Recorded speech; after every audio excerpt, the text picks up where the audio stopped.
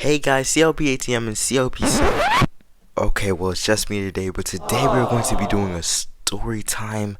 So this is a little after the story where we went to the mall in 7th grade. So if you haven't seen that video, you should go check it out. The link will be in the description. I highly recommend it. 10 out of 10. Okay, let's get right into the video.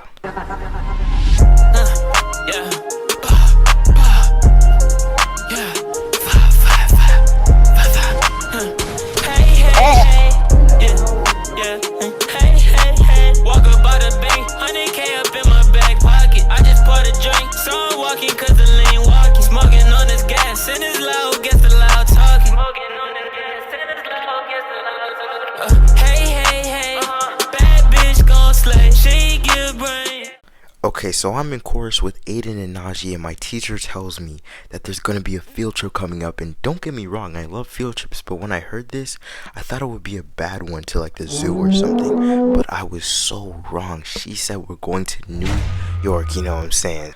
So months pass later, and it's the night before the trip, and I was so prepared because I was in a group with Jaden, Steve, Najee, and Aiden, and this other kid, we'll call him Jimmy. I had money on my dresser, a pretty put together outfit, a fresh haircut, and a Lunchable in the refrigerator waiting for me tomorrow morning, you know, all that good stuff. So the next day comes and we load on these good premium quality coach buses, right? So the bus is moving, and I'm sitting next to Jaden in the back of the bus, and we're just chilling and listening to music. I don't know if I said it before, but I have strict African parents who aren't bad, don't get me wrong, but it's kind of fun when you're out of the house by yourself, you know? So the ride was like 5 hours, and we finally get there to go to McDonald's to eat. So we're on our way to the theater to watch the Frozen play. So then after that, we went to Applebee's, ate some food, and then went to some stores in H&M, and it was a vibe. Okay, right now we're on our way back to Maryland, and I know, you're probably thinking, Tafara, ATM, CLP ATM get money. This is the most uneventful story times in the history of story times. But just trust me, I know, it's gonna get better. Okay, so we get back on the buses, and I'm walking to my chair when I see Steve. CLP Steve! Sitting in my seat next to Jade, and I'm like, bruh, get up. Like, you know, I was clearly sitting there before, and he said the classic, You sat here last time. and long story short, I was sitting across from them next to an 8th grader I've never met. So right now I'm thinking this bus ride is the worst I've ever been on. So minutes pass on the ride, and I'm on my phone listening to music when the 8th grader I'm sitting next to says, Who wants to switch with me? The seat is really hot. and I'm like, bruh, this day can't get any worse. Like, it's so uneventful. But God had different plans. A beautiful, short 8th grade female with a overall voluptuous, agile personality, let's call her Rocky, says, I'll switch. and in my head, I'm hella surprised. Does she know it's me? Like, I'm in my head like, there's no way this can be happening. Like, what am I gonna do, you know? And side note, I've seen this girl around school before, but I never talked to her because she was a grade above me, and we don't have any classes together.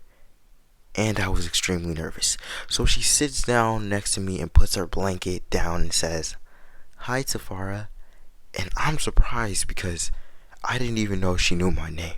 But I say, hey, Rocky, and I don't know why, but instantly I was so attracted to this girl. I can't even explain it, but it's been a while since she sat down, and we haven't had a conversation. She's just on her phone. But mind you, this nigga Jimmy has been acting like a comedian as soon as she sat down. And the thing is, she's really sitting there laughing at his jokes. And I thought I made it clear that I would knock this man to Mars if he ever stepped to Shorty. But I start to realize that I'm literally sitting here doing nothing, letting him take over. So, you know me, I had to make some moves, you know. Had to be hella smooth. So I'm like, hey, yo, Shorty, let me get in the blanket. And she says to me, no. And gets back on her phone like she didn't just do me like that. And on the outside, I say, oh, okay. But in my head, I'm having a full roast session on myself, talking about, I'm such a loser, she probably thinks I'm weird. Bro, my chances are ruined. It's over for me. but I knew if I went out like that, that would be how I remember New York for the rest of my life. So I just moved my leg in her blanket very subtly, and she pushed my leg right back out. And bro, when I tell you I looked like a f***ing idiot, I'm not lying. So a few seconds goes by and I gather up the courage to move the blanket halfway on my leg, and she just stares at me, and I say, please just let me in the blanket, I'm cold. And she says, you're good. I'm good? Yeah, no. So I grab the portion of the blanket and move it, and luckily she doesn't say anything, and I'm relieved.